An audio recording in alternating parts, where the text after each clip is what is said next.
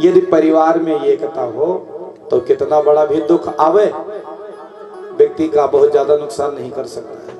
इसलिए पुराने जमाने में बंटवारा नहीं होता था, जब लोग ज्यादा पढ़े लिखे नहीं थे। अब पढ़ लिख गया आदमी तो अब शादी होती है लड़की की तो मम्मी गैस सिलेंडर भी दे देती है साथ में दहेज में। कहती है सास का एक भी नहीं सुनना, ज्यादा टुन्न पुन्न करे तो अपन दो खुराक अलग से लियो। पर संयुक्त परिवार का अर्थ ही है एक दूसरे के सुख दुख में सम्मिलित रहना महाराज। ठीक है आज की व्यवस्था है, आदमी एक साथ नहीं खा रह सकता, कोई बात नहीं। फिर भी यदि आप 4 भाई हैं, 3 भाई हैं, 2 भाई हैं, तो भाइयों में ऐसी प्रीति होनी चाहिए कि एक दूसरा भाई यदि मुसीबत में पड़े तो पहला वाला जाकर उसके बगल में खड़ा हो जाए। भाई भाई आपस में लड़े झगड़े, लेकिन बाहरी वाले नजरों के, बाहरी व्यक्ति के नजर में नहीं। बाहरी व्यक्ति को ये नहीं पता होना चाहिए आपके भाइयों में मतभेद है। और एक अगर बाहरी आदमी जान रहा है कि आपके भाई भाई में प्रेम नहीं है तो ये बहुत दुख की बात है। इसलिए भाई से लड़ लो, झगड़ लो, पीट दो, पीट जाओ, लेकिन बोलचाल कभी मत बंद करो।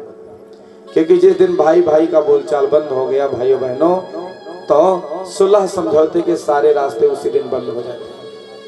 पता नहीं कैसा अद्भुत संयोग है कि परमात्मा ने एक माता पिता के द्वारा हमको भाई बनाया है।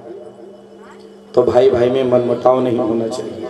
भले ही आप अलग रहते हैं, अलग खाते हैं, कोई बात नहीं, लेकिन प्रीति भाइयों में कमी नहीं होनी चाहिए। प्रेम परस्पर सदैव बना ही होना चाहिए। ऐसा ना हो कि जब दोनों भैया आमने सामने पड़े तो मुंह घुमा के निकलना पड़े। ऐसा कर्म हम सभी को जीवन में नहीं करना चाहिए। और अगर एकता बनी रहेगी तो एकता में बहुत शक्ति होती है। अगर कोई आपको मारना पीटना चाहेगा तो वैसे डर के मारे किनारे नहीं आएगा, भैया उनके परिवार में बड़ी एकता है। और लोग उदाहरण देते हैं जब कोई बात आती है, भैया उनसे मत भिड़ना क्योंकि उनके परिवार में बड़ी एकता है। और अगर फूट है तो सब लोग मजा ले लेंगे। श्री कृष्ण भगवान सबको बुला कर ले जाते हैं, कहते हैं अगर एकता रहेगी तो पहाड़ को भी टांग सकता है। सबने पहाड़ उठा लिया, अपनी लाठी डंडे को लगा दिया, पहाड़ रुक गया। यादव ने कहा सुनो कन्हैया, हम लोगों ने अपना सोटा लगाया हो, तुमने क्या लगाया है? इस उंगली का क्या नाम है माताओं बहनों?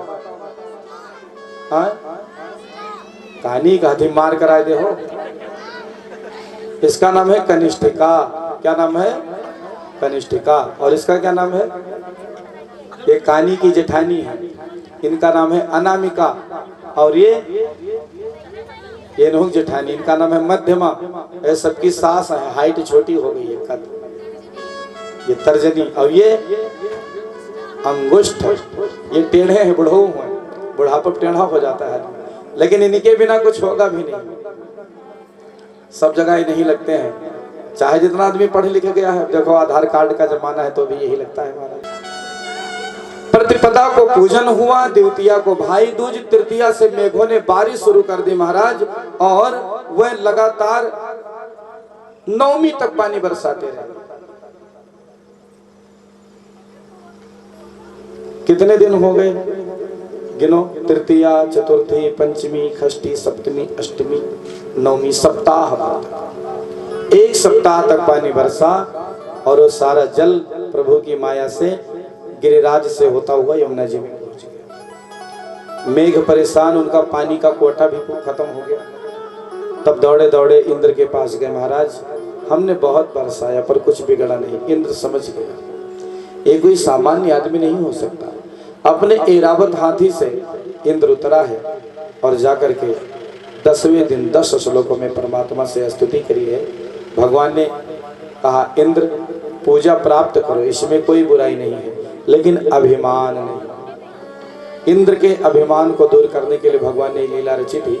श्री कृष्ण ने जब गोवर्धन पूजा संपन्न करवाई है यादवों से, उस समय उनकी उम्र क्या थी? केवल 7 साल।